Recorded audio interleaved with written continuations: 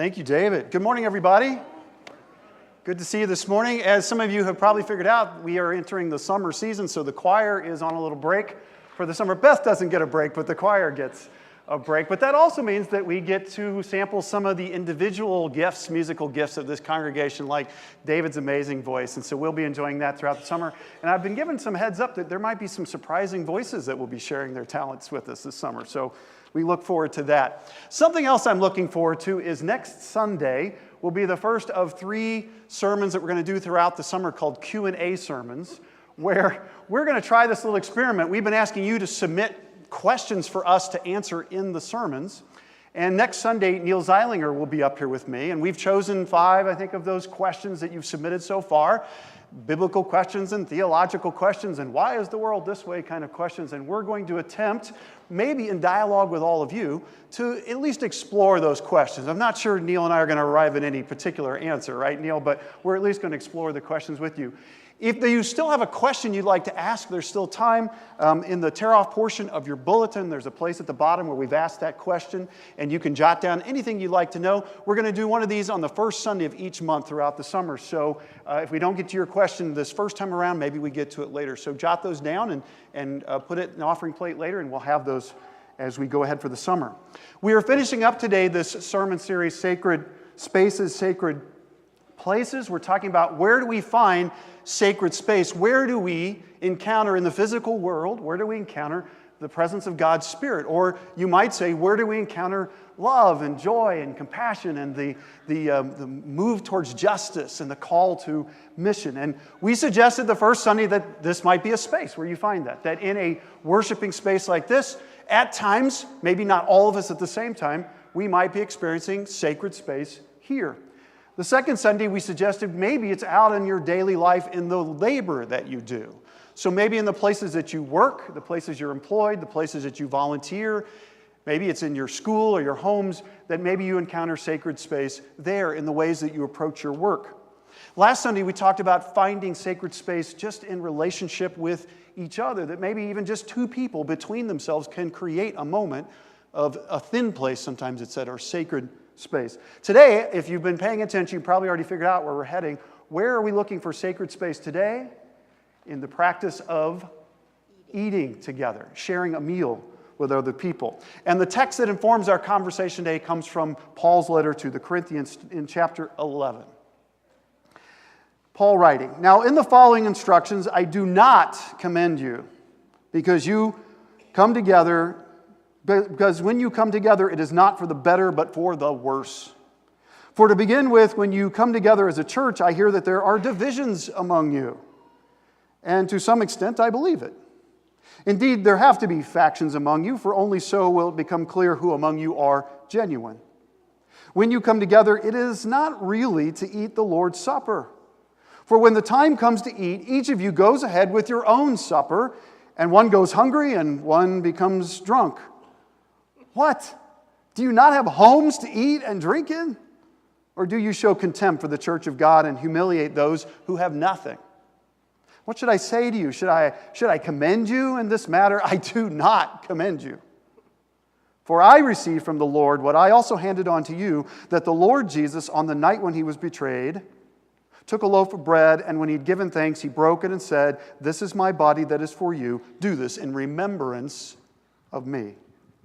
In the same way, he took the cup also after supper, saying, 'This cup is the new covenant in my blood. Do this as often as you drink it in remembrance of me. For as often as you eat this bread and drink the cup, you proclaim the Lord's death until he comes. Whoever therefore eats the bread or drinks the cup of the Lord in an unworthy manner will be answerable for the body and the blood of the Lord. Examine yourselves, and only then eat of the bread and drink of the cup.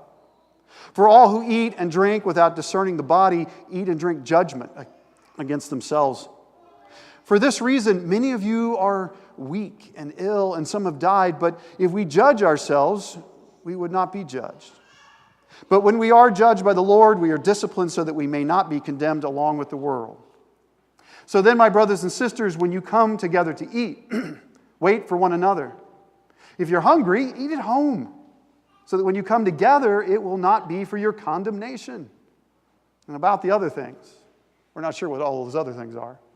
I will give instructions when I come. Wow, Paul does not mix words. How would you react this morning if I said to you that we, in our culture, in our society here, we are a people of isms? What isms are coming to mind as I say that? Isms.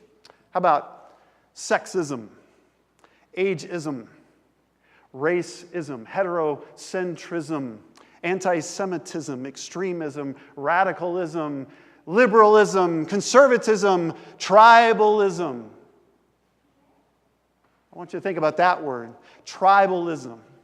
That's sort of the umbrella, isn't it? The catch-all for all the other isms in our culture. When we talk about tribalism today in our culture, we're talking about the fact that we define ourselves these days more by who we are not than who we are. Tribalism. And so if somebody says, well, who are you? I say, well, I'm not those people over there, I can tell you that. And I'm definitely not that group over there, and I'm not that group over there. I don't know about you, but for me personally, in the some 50 years that I've been on this planet, it seems to me that in this country today, we are more tribal than we have been for a long, long time. And the church mirrors this too, right? The church is as tribal as the culture is. We're all of us drawing circles around ourselves and the people that are part of our in-group. And those circles become boundaries, and those boundaries become impenetrable. They're not permeable at all. Nobody's allowed to slip out of one circle and go to another. We don't move from tribe to tribe. We all keep to ourselves. And one of the places that we enact this tribalism in our culture, where we make it public, where we symbolically demonstrate it in our culture, is how we eat together. Think about the rules, the unspoken and spoken rules in our culture for how we eat together and who we eat with. What do those rules say about what we value and who we value? How does tribalism show up in the ways that we eat together in our culture? So a few years ago, I was on a mission trip with some teenagers to Washington, D.C. It was the middle of the summer. It was July. It was just ungodly hot outside. And I was with a small group of the kids who had been sent into a kind of an urban neighborhood one day, into a business district. And part of our challenge was to, as we were doing our work, if we happened upon somebody who was hungry and needed a meal, to get them a meal, to buy them something to eat. And it didn't take long. We're out on this busy city street, and there's a young man, probably in his early 20s, and he's panhandling, he's begging, trying to get people to give him money. And we walked up to him and we said, we don't have any money to give you, but we'd like to buy you a meal. Would you like to come with us to get something to eat? And without hesitation, he's like, yeah, absolutely. Well, there happened to be a McDonald's right there. So we, our little group, with this new friend of ours, we go into McDonald's, we stand in the line to get our order taken, and almost immediately the manager walks up and he says to the young man, you are not welcome here, you need to get out right now. And we said, well, wait a minute. He's our guest. He's here with us. The manager said, I don't care. He comes in here every day. He's panhandling. He's bothering the customers. It irritates them. I've told him he's not welcome here. He has to get out. And I said, but he's not going to be panhandling. We're buying him his meal. The manager said, it does not matter. He has to leave. So the young man went outside. So we stood in line. We went ahead and ordered all of the food. And then the kids collectively decided that rather than sit in the air-conditioned room of the McDonald's, we took all the food, we went outside onto a busy sidewalk in the middle of D.C. in the height of the heat of the summer, and we sat on that sidewalk, and we had a meal with that young man. And he shared his story with us, and we shared our story with him as other people are going by, probably wondering, what are these people doing? And I'm convinced that what we experienced there was a moment of communion, that a thin place opened up, and God was present with us because the kids I was with were willing to move past their tribal boundaries to meet this new person. And he, that young man, was willing to move past his tribal boundaries to trust us enough to sit and eat with us. But that's not the norm in our culture. How often in our culture do our tribal boundaries keep us from doing things like that, keep us separated one from another? But if you think that's just a modern problem, of course we know it's not.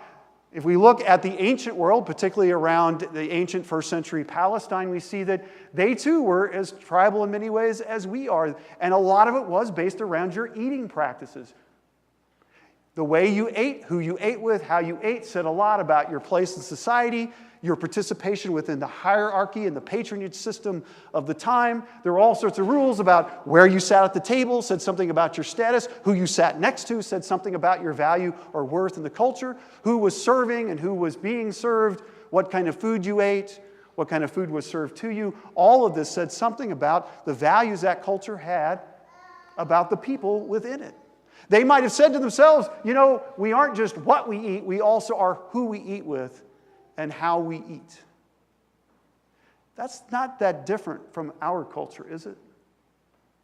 I mean, we have people in our culture today where every night they're probably eating hamburger helper for dinner, and we have other people who every night, if they want to be, are eating filet mignon or lobster for dinner.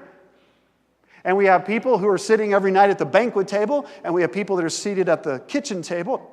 And we have people that are sitting at the rickety little kids' card table, and we have people at the table in the homeless shelter, and we've got some people that don't have any table at all. Such was true also of the first century. And today in particular, we're focused on first century Corinth, the city of Corinth, which was a city that was very stratified as far as economics. So, and can you imagine this? Most of the wealth was held by the people, the top 1%. Sound familiar?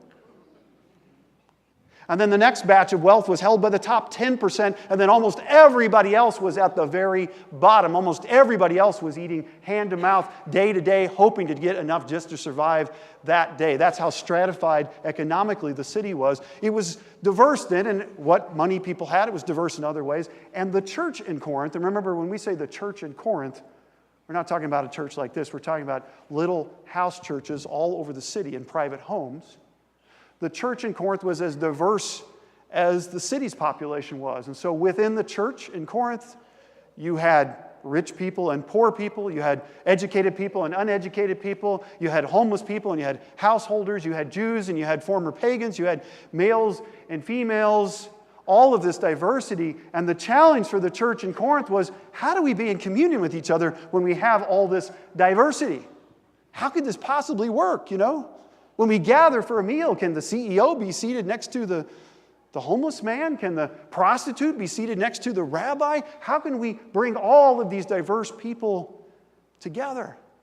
And remember, when they gathered for a meal, it wasn't the ritual that we celebrate each Sunday at this table with a little piece of bread, a sip of grape juice. It was an actual meal. They would eat a full meal together. It was a potluck meal. I don't know if they called it that back then, but it was a potluck meal. Everybody would bring what they could and share it together. And that's where the problem started. That's why Paul is writing a letter to these people, because he's heard some reports of some things that he does not like. What Paul has been told is that when these churches in Corinth get together for the sacred meal, for the holy meal together, the Lord's Supper, that the more privileged members of the community, the wealthier members of the community, who are probably owners of the houses where everybody's meeting for worship, they're showing up a little early because they have more free time, more leisurely time. They've got all of their abundant food. They've got all of their wine. And while they're waiting on everybody else to show up, what are they doing? They're eating, and they're drinking, and they're drinking, and they're drinking. And by the time the day laborers and the poor show up from their long day of working, and maybe are bringing their meager portion to share with the meal, or in many cases probably bringing nothing because they have nothing, by the time they show up, there is nothing left for them. All of the food has been consumed, all the drink has been consumed by the wealthier members of the community. It's like if we had a potluck supper downstairs next Sunday and everybody just sat at their own table with their own family and ate just the food that they brought themselves. What would be the point of that? Well, the point is, that's how the world works, right? That's the way of the world. I take care of me and mine. I get food for my tribe. I put that food in my refrigerator, and I feed my family with that food. You're on your own. You got to get your own food for your own tribe, take care of your own people. That's the conventional wisdom not only of our culture, that was the conventional wisdom of the first century in Corinth. And so the people are just doing what is convention, just what everybody else is doing. So Paul says to them, that's the problem. You're supposed to be offering a different example to the world. You're not supposed to be being conventional people. You're supposed to be radical people. You're supposed to be practicing radical egalitarianism, where everybody gets a place at the table and everybody goes away fed from the abundance that all of you have to share. He says, unfortunately, this meal, the Lord's Supper, that's supposed to be bringing you together in unity with each other, is actually tearing you apart. Instead of making you better, it's actually making things worse. So he says, look, you guys have got to get this right. Either you just need to eat before you come to worship, so you're not hungry and eating up everybody else's food, or maybe you just don't have a meal at all. Maybe you just celebrate without the meal, or better yet, get it right, people. Remember why we do this in the first place. And that's when he reminds them. He says, remember the story of the Last Supper. Remember the story that's been passed on to us. The story of how Jesus meets with his disciples and enacts this meal of God's compassion and love. Remember that. He says remember twice in that passage. He's saying that meal, that memory, it remembers us. It brings us back together in community with each other. And as we share that meal, we're reminded again of that way of Jesus, that way of compassion and love and justice and peace. And we keep that memory alive. We keep alive the memory of the death of Jesus until he comes again. And certainly that's what we're doing when we come to this table. Because if we come to this table in love, then certainly the presence of Christ is with us. Jesus has come again. The Christ, the love of God, is present in the meal. So think about this. Think about all the times in the Gospels when we hear stories of Jesus eating with other people. It's constant. It's the thing he does more than anything else in the Gospels. He eats meals with other people.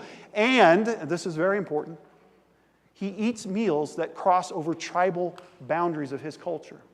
So he eats with the rich and he eats with the poor. He eats with the Jew and the non-Jew. He eats with women and he eats with men. He eats with the righteous and he eats with the outcast. Because Jesus understood that in his culture, like in ours, quite often the tribalism of the culture is enacted in the ways that we eat with one another. That's why it's so important that we gather as Christians for worship regularly. And it's why, for we as at least disciples of Christ, it's so important that every time we gather for worship, we gather around the table. Because what we do at this table matters. Because at this table, we not only bring up memories of something ancient, but we enact something present. And what is the present reality that we enact at this table? The present reality that we enact every time we come to this table is the truth that we are not called to be tribal people. We're called to be table people. People of the radically welcoming, loving, egalitarian, and justice-filled table of God as shown to us in Jesus Christ. And if we're truly followers of Jesus, then we would say that to ourselves all the time. We're not tribal people, we're table people. The problem is, and we all know this is true, tribalism, as it's expressed in our culture, is incredibly seductive and attractive. To always define ourselves over and against who we are not. But Jesus calls us not to be tribal people. Jesus calls us to be table people. And I think that means that we can't then just enact that reality here when we're in this room together. We have to find other opportunities out there for a sacred space where we become not tribal, but table people. So imagine this. Imagine an elementary school teacher who one day invites into his or her classroom a few students who need special attention and invites them to bring their lunches, and that teacher eats with them in the classroom, giving them special time. That could become a sacred space for those students. Imagine a time when one of our volunteers down at the Open Door Food Kitchen not only serves from the kitchen, but then goes out into the dining room and sits down with the guests and eats a meal with them, eats the same food they're eating, and they share each other's stories. That could become a sacred space, a thin place moment. Imagine a time that you're bringing a meal to the house of a friend or a church member who recently had surgery. Or you're bringing food to somebody whose spouse recently passed away, and you share that food with them. That could become a sacred space, a sacred moment together. Imagine you eating out in public somewhere with someone who otherwise you would not be caught dead eating with, because somebody might say, "Are you part of their tribe?" Imagine eating with that person and that becoming a sacred place for you. Imagine eating a meal by yourself, and as you eat it, reminding yourself that you are loved, that you are worthy of the grace of God. That could become a sacred place. We're not called to be tribal people. We're called to be table people. So what if this is our challenge for just this next week? Starting with wherever and whatever you do for lunch today, what if every time this week that we gathered for any kind of a meal, we paused to ask ourselves, could this be a sacred place, a sacred space? Could this be a thin place moment where God's love is made real when we enact that reality in the midst of who we are? Could this moment of eating with this other person or other persons be a time to enact not only that ancient memory of Jesus and his table sharing, but to enact that present reality that says we are not called to be tribal people. We are called to be table people. Let's pray together.